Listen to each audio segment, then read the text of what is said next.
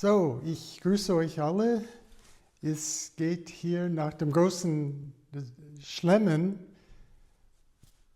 Heilfasten. Wie komme ich weg von meinem Bauchfett, Doppelkinn? Wie kann ich meine Haut straffen, mein Leber entgiften?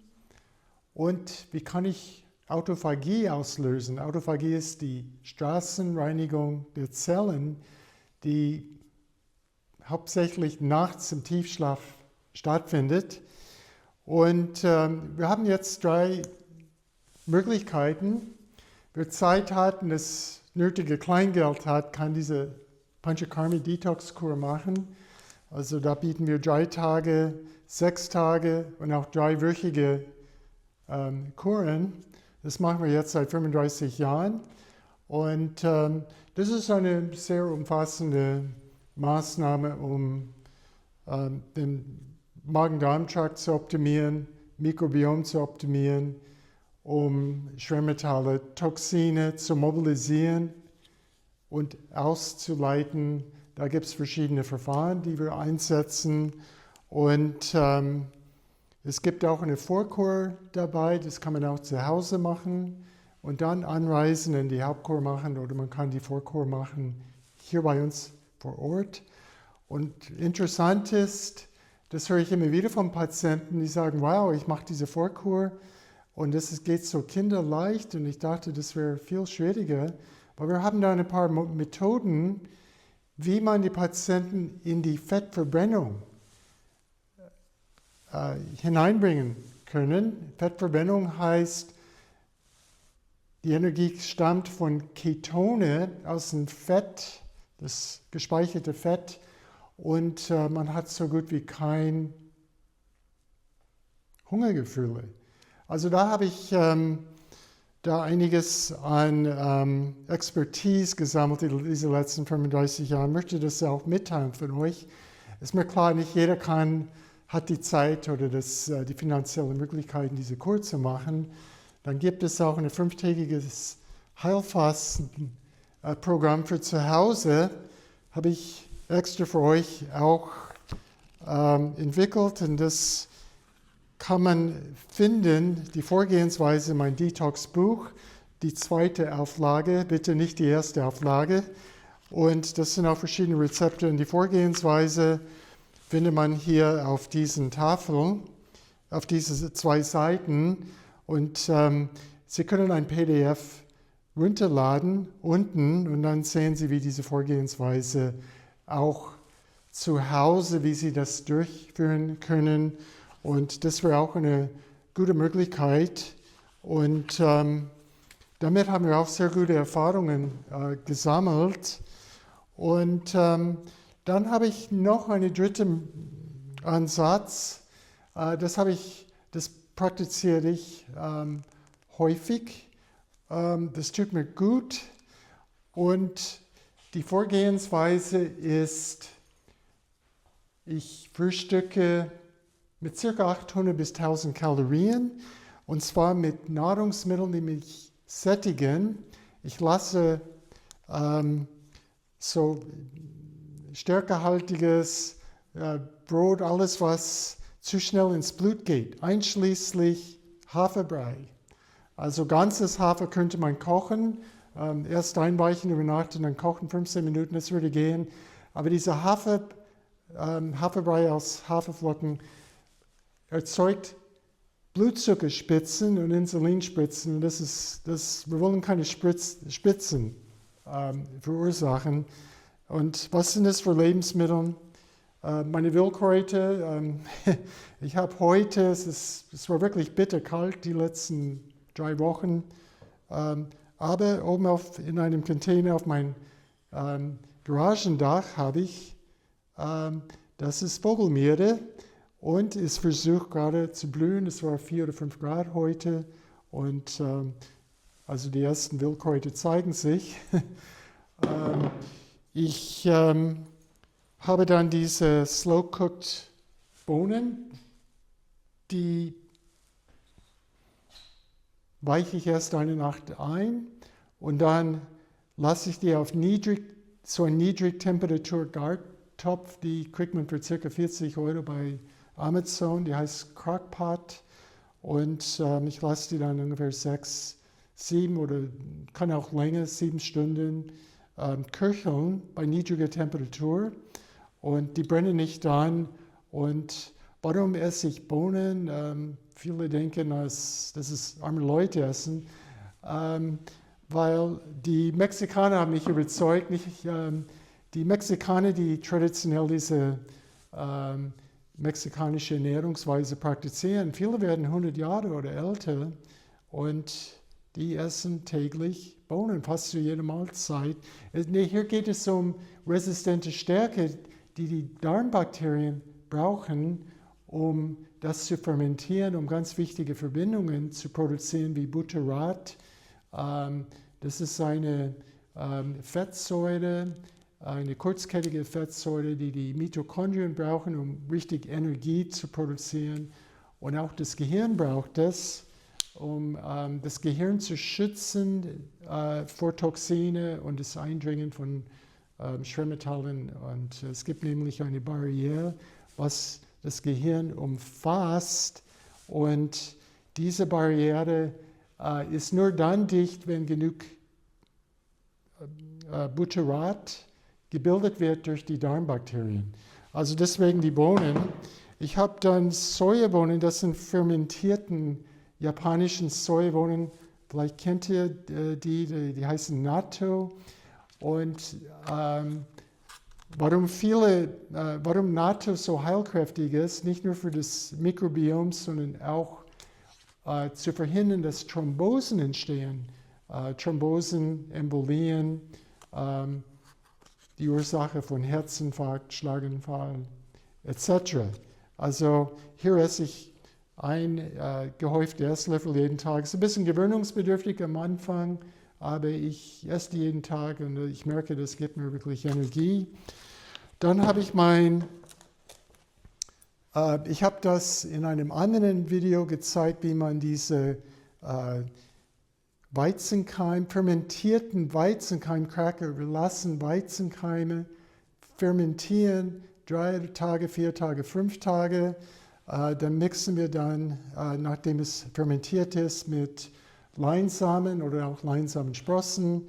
Und es wird im Dürrgerät circa 10 bis 12 Stunden gedürrt. Und ich mache das ein bisschen lecker. Und dann gebe ich mein Tempeh dazu. Tempeh stammt aus Indonesien und es gibt ungefähr 7 oder 8 verschiedene Tempeh-Sorten, die man kaufen kann im Bioladen von einer Firma ich glaube irgendwo im Schwäbischen, in Baden-Württemberg.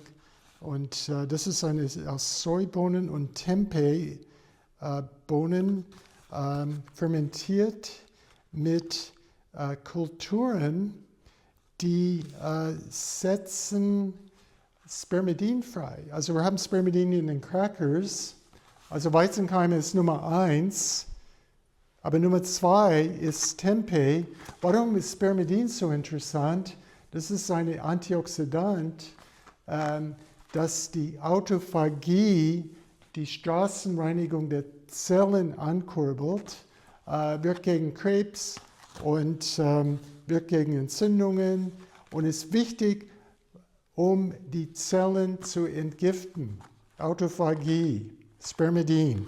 Und auch Pilze sind sehr gut. Also man kann auch Pilze hier. Das ist quasi so wie eine Pizza. Man kann es abdecken mit diesen ganzen Sachen. Das ist jetzt Pak Choi, das ist asiatisch, grünes Blattgemüse. Und ich habe hier das sind Buchweizensprossen. Und ich habe dann ein paar leckere Soßen, die ich dazu gebe, dann meine Wildkräuter. Und also es wird immer höher, wie man sieht. Und es ist richtig lecker und damit bin ich wirklich gut versorgt morgens und dann in saftig grünes Blattgemüse. Ich kann dieses Pak Choi entsaften. Ich habe es bei Rewe gekauft, in Bioqualität. Brokkoli und natürlich Fenchel.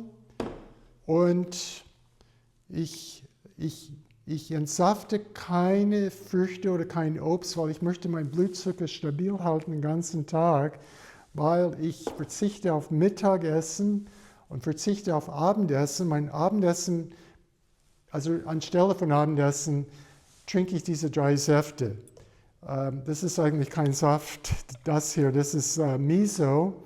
Das ist eine Miso-Paste, die gibt es traditionell aus fermentierten Sojabohnen. Die werden 2 Jahre in Holzfässern fermentiert. Es ist super gesund. Oder es gibt mittlerweile auch aus Erbsen Miso. Oder auch das hier ist aus Braunhirse, auch ein paar Jahre fermentiert. Und da habe ich meine Miso. Und warum Braunhirse so interessant ist, das ist eine der besten Spender von Kieselsäure. Und was ihre Knochen brauchen, ist nicht Calcium, sie brauchen Kieselsäure, weil die Knochenzellen, die Osteozyten, die können aus Kieselsäure Calcium quasi kreieren. Und diese Calciumtabletten haben nie viel gebracht jetzt mit Osteoporose. Und deswegen, das wäre was Knochenstärkendes.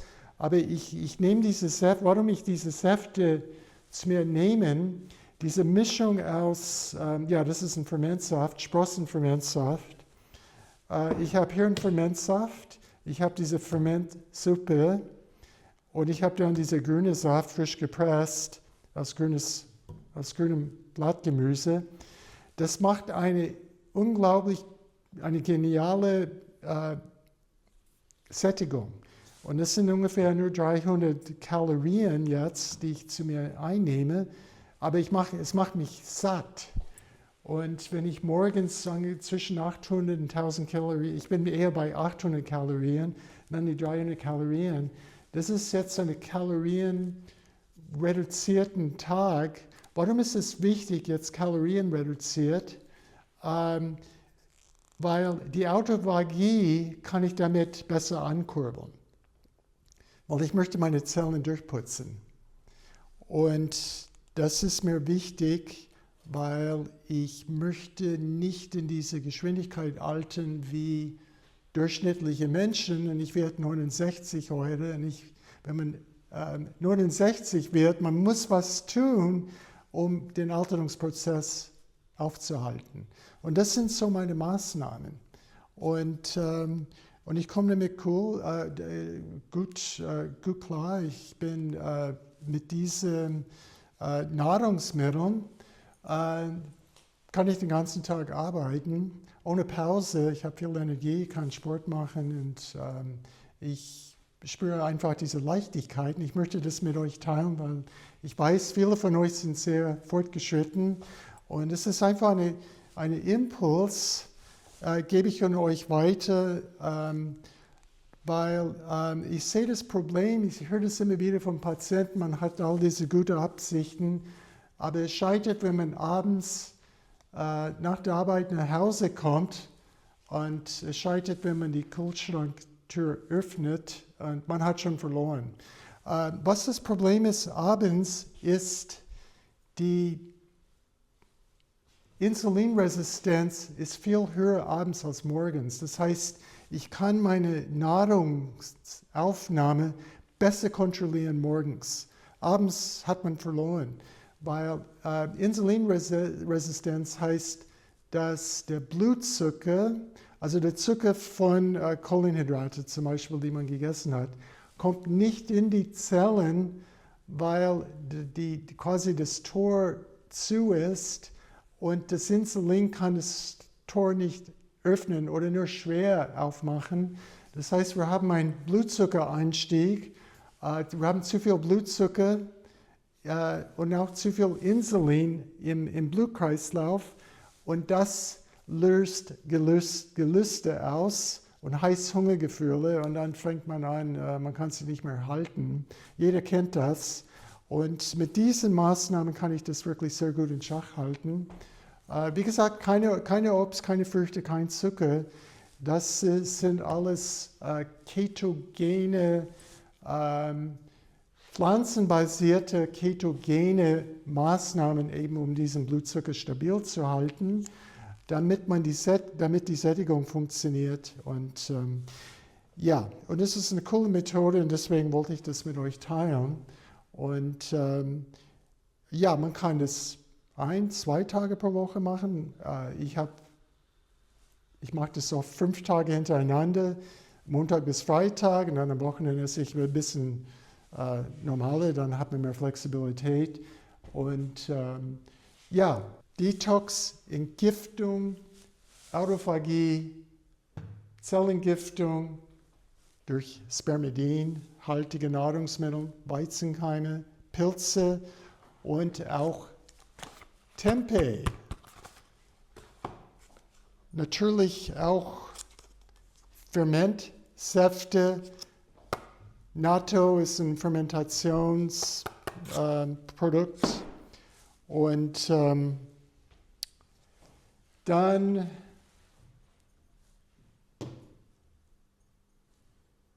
zwei Säfte und eine Miso-Suppe. Das Ziel ist, viscerales Fett wegzubekommen, das Bauchfett, Doppelkinn, Dreifachkinn. Das sind diese Fettspeicher, wo es wirklich schwer ist, das zu mobilisieren.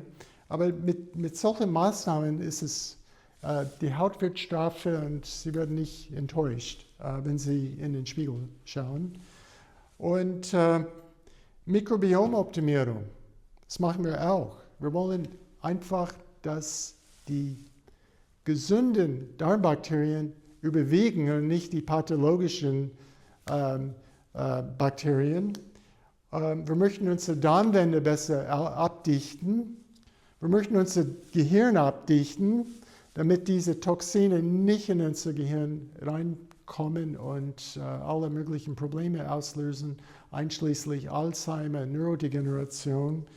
Und ja, wir möchten auch diese BNDF anregen. Das ist eine Art, ich nenne das eine Düngemittel fürs Gehirn. Das sind Verbindungen, die entstehen durch all diese gesunde Nahrungsmittel.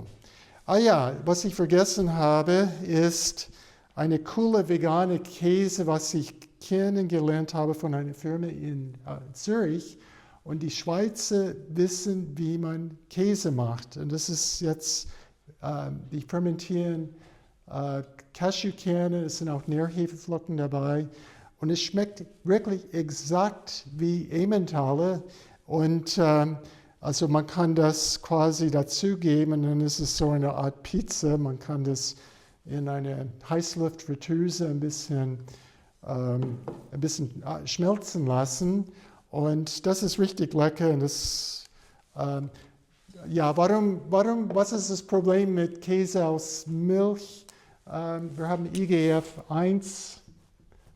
IGF-1 Wachstumshormone und die lassen Zellen wuchern und wir wollen nicht, dass Krebszellen, also jeder Körper, jeden Tag entstehen Krebszellen und werden wieder vom Immunsystem wieder aus dem Verkehr gezogen. Wir möchten halt nicht, dass diese Zellen proliferieren und wuchern. Und deswegen verzichten wir lieber auf das echte Emmentaler und benutzen dieses pflanzenbasiertes Produkt. Und ja, gut, das waren meine die Maßnahmen, einfach die ich euch weitergebe. Jetzt kommt die Fastenzeit und ich freue mich auf Ihr Feedback und viel Erfolg. Und das PDF, wie gesagt, unten können Sie das abholen und viel Erfolg damit.